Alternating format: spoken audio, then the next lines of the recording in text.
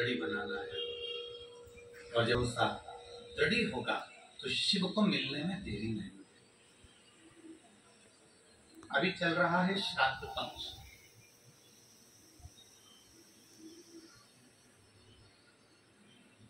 श्राद्ध का मतलब है श्रद्धा।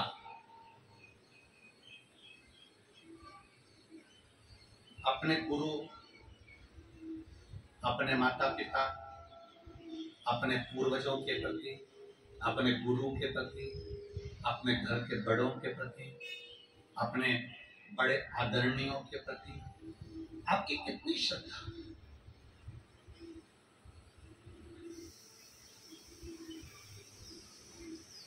दुनिया के लोग कहते हैं कि अगर हम पितरों का स्मरण ना करें तो हमारे पितर रुष्ट हो जाते हैं। हम अपने पितरों का भजन ना करें तो हमारे पितर रुष्ट हो जाते हैं। परशु महापुराण की कथा कहती है, कोई ने कहा कि नखून मत काटना, पितर रुष्ट हो जाएंगे। कोई ने कहा महिलाएं ज्यादा श्रृंगार मत करना, पितर रुष्ट हो जाएंगे। कोई ने कह दिया नया साड़ी मत लेना, नया वस्त्र मत लेना, पितर रुष्ट हो जाएंगे। पहले आप और हम समझें कि पितृपक्ष का मतलब क्या होता है।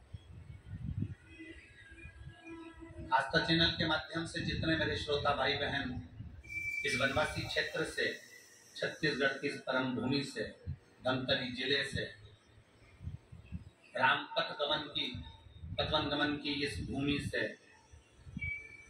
अगर आप कथा का रसपान करने के लिए बैठे हो और आस्था चैनल के माध्यम से सुन रहे हो, चाहे इस छोटे से गांव में, बहुत छोटा सा गांव, बहुत छोटा सा, शायद धमतरी जिले के लोगों को भी आश्चर्य हो रहा होगा कि इस छोटे से गांव में कथा कैसे हो गई। ये सोचने वाला है। पूरे धमतरी जिला वालों को, पूरे रायपुर जिला वालों को, पूरे दुर्ग वालों को, पूरे भिलाई वालों को और पूरे क्षेत्र वालों को ये सोचने में आ रहा होगा कि इतने छोटे से क्षेत्र में गुरुजी ने कथा दे कैसे, इतने छोटे से क्षेत्र। उसका केवल एक कारण था कि श्राद्ध पक्ष में दुनिया के लोग बाहर जाकर कथा सुन लेते हैं, पर ये वनवासी क्षेत्र ऐसा क्षेत्र है जिसमें लोगों के पास इतना धन भी नहीं दे पाता कि वो दूसरी जाके कथा श्रवण करे, इसलिए उनके लिए शिव पुराण यहाँ।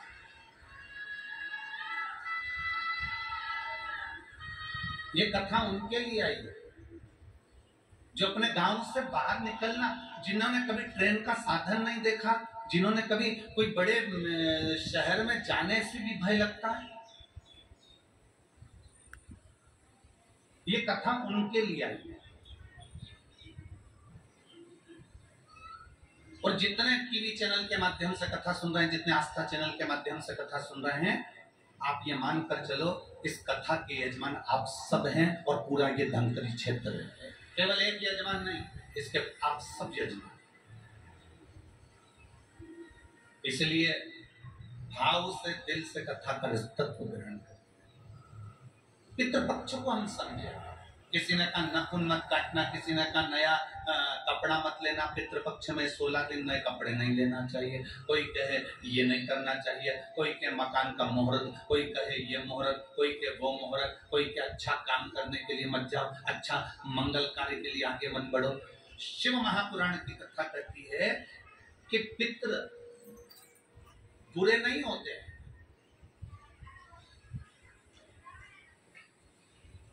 पितृ बुरे नहीं होते। आज लोगों के मन में बड़ा भय हो जाता है। व्हाट्सएप खोलो, फेसबुक खोलो तो ब्राह्मणों के लिए लोग कमेंट करना प्रारंभ कर देते हैं कि अब श्राद्ध पक्ष चालू हो गया, ब्राह्मण जीवने के लिए जाएंगे। कोई ब्राह्मण की तुलना कौवे से कर देता है, कोई कुछ कह देता है, कोई कुछ कह देता है। ना,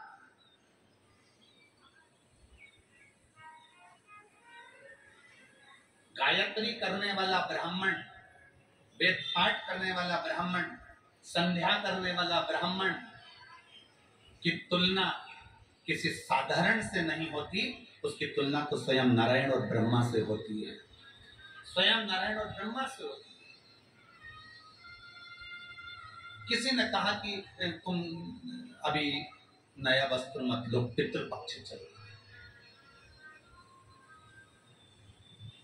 नया काम मत चालू करो, पितृपक्ष चल रहा है। श्राद्ध का मतलब क्या है? श्राद्ध का मतलब है आपकी पूर्ण श्रद्धा, आपका पूर्ण विश्वास, आपका पूर्ण भरोसा, पूर्ण श्रद्धा, पूर्ण विश्वास, पूर्ण भरोसा। आप इतने सारी मात्रा में आए हो, लाखों की संख्या में, हजारों की संख्या में यहाँ पर पहुंचे हो, आप लोगों की श्रद्धा है तभी तो आप यहाँ पहुंचे हो। अगर श्रद्धा नहीं होती तो कोई अपना घर छोड़कर यहाँ इस वीराने में, इस जंगल में आकर बैठता।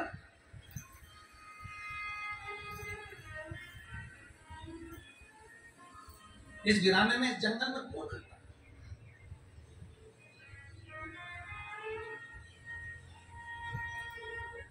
जब हम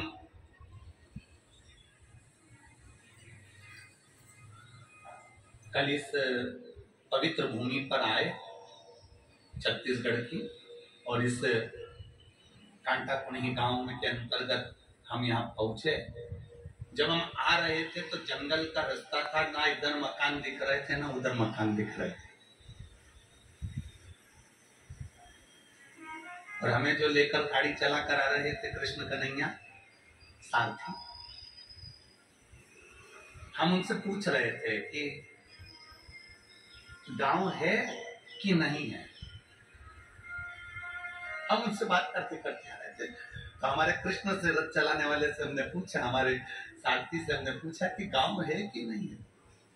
कहा गुरुजी है।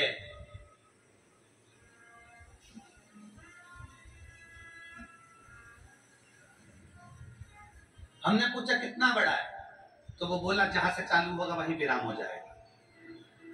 हमने कहा ठीक। आज सबसे बड़ी प्रसन्नता का विषय इस भूमि पर यह है कि इस भूमि से मेरे राम अयोध्या चलकर निकलकर लंका के लिए गए, लंका के लिए गए।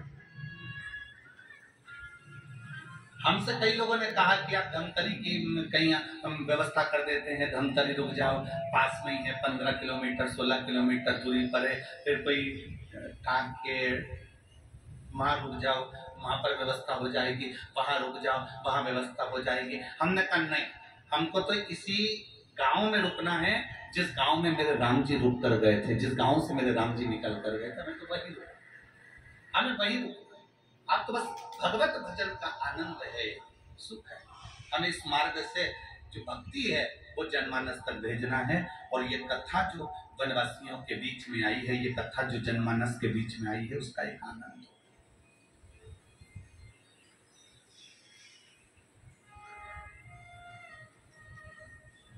दोनों ओर कहीं मकान नहीं दिखे, चलते चलते चलते चलते जब जहाँ रुके थे, शायद सरपंच जी का घर है, शायद इनका घर है जहाँ हम रुके हैं, तो वहाँ रुके। और रुकने के बाद में फिर स्मरण में आया तो हमने फिर उनसे पूछा,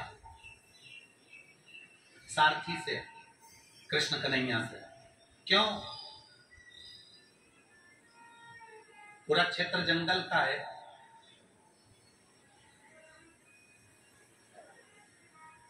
पंडाल में शिव भक्त पहुंचे कि नहीं पहुंचे? अरे गुरुजी वो तो 3 दिन पहले से ही पहुंच गए थे, तो 3 दिन पहले से पहुंचे।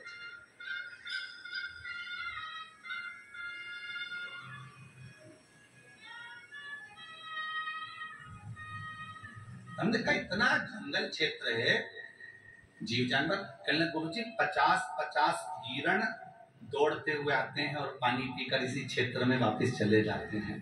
इतना सुंदर क्षेत्र, इतना सुंदर। और हम कहें संपूर्ण आस्था चैनल पर कथा श्रवण करने वालों से और संपूर्ण छत्तीसगढ़ के इस पवित्र धरा के सभी श्रोता भाई बहनों से कि भगवान राम जिस भूमि के पास में से निकल कर गए हों, वो भूमि साधारण नहीं हो सकती, उसकी शिव तपोस्थली हो सकती। शिव तपोस्थली, जिस भूमि पर स्वयं शंकर बैठे हो, महानदी के तट पर मां आदिशक्ति दुर्गा भवानी बैठी हो,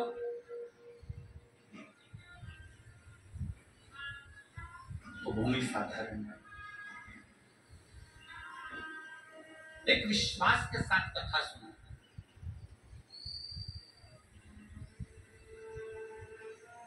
जिस नदी को छत्तीसगढ़ की गंगा कहा जाता है, उस पवित्र नदी के तट पर आप और हम कथा सुन रहे हैं।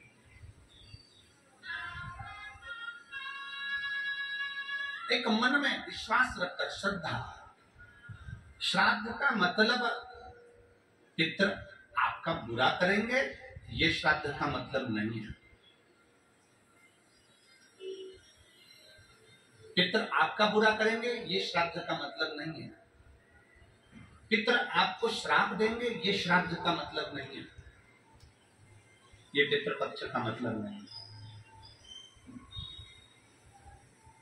नया कपड़ा मत लो, ये मत करो, वो मत करो, मुहूर्त मत करो, नए मकान की बात मत करो, संबंध की बात मत करो, शादी की बात मत करो। पितृपक्ष चल रहा है, श्राद्ध चल रहा है। लोगों ने भय पैदा कर दिया पितृपक्ष का, श्राद्ध पक्ष का। पर यदि कूर्म पुराण को पढ़ा जाए, यदि देवी भागवत को पढ़ा जाए, यदि लिंग पुराण को पढ़ा जाए, यदि शिव महापुराण को पढ़ा जाए, तो हमारा शास्त्र कहता है कि पितृ पक्ष से सुंदर कोई पक्ष नहीं हो सकता, जिसमें पितरों का भी आशीर्वाद देवताओं के साथ मिलता है।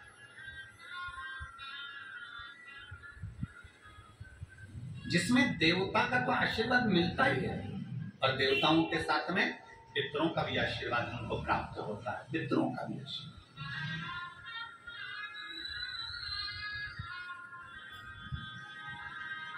पितरों का भी वर हमें प्राप्त होता है।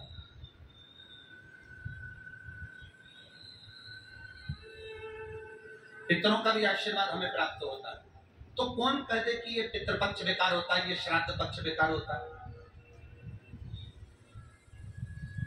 श्राद्ध पक्ष में ये मत करो, श्राद्ध पक्ष में वो मत करो, पितृपक्ष में ये ना ना ना।